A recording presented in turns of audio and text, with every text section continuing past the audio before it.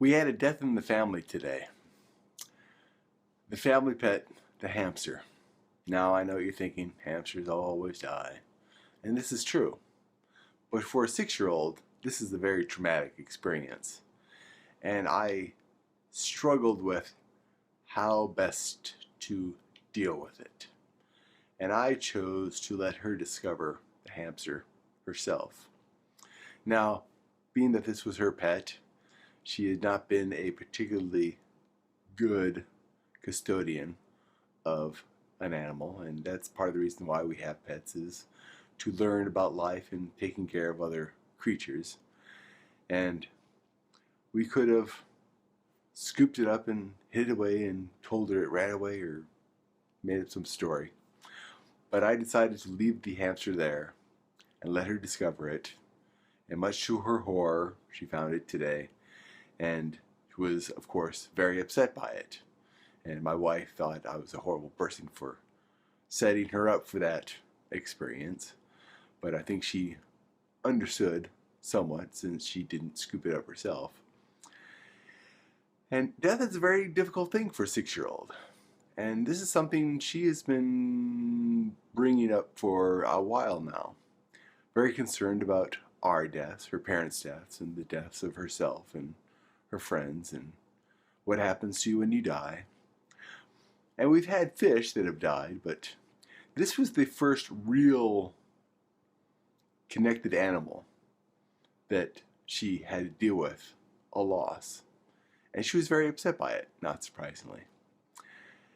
Now my wife, being Catholic, she went the route of heaven, and the hamster's up in heaven, and my daughter brought up a very interesting question, which was, what if some animal eats it in heaven, kills it in heaven?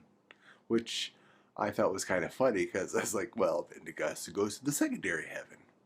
And my wife kicked me under the table. But I, of course, went the more realistic route and tried to explain to her that all things that are living eventually die. And that small things tend to have shorter lives, where larger things, such as people, have much longer lives. And these are difficult concepts for a 6-year-old to understand. And my wife pointed out to me that I wasn't necessarily helping a 6-year-old, but I'm hoping that I will be helping her in the long run to get a grasp on death and not fall into that. I mean, it's hard not to want to give a comforting story of heaven to your child. It is hard not to want her to feel like it's, there's a heaven waiting for her and waiting for us, and we'll be all connected again, or reunited again, which was the story my wife was giving her, and I kind of went with, but I went, of course, with we're all just made up of stardust, and the hamster's made up of stardust, and you going back to, from which it came, and, for a 6-year-old, overhead. But death is a difficult thing for a child, and it's a difficult thing for a lot of adults.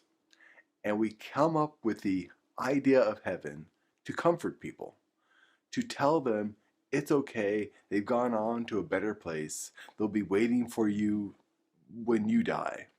It's very comforting. It's comforting to a child, it's comforting to an adult.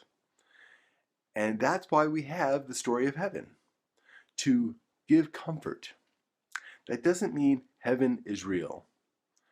And there's no reason to believe that there is a heaven, other than you're scared to die and you want comfort in your time of fear, and that's why we have heaven. That's the only reason we have heaven. And every culture has had a form of heaven, and every religion has a form of heaven.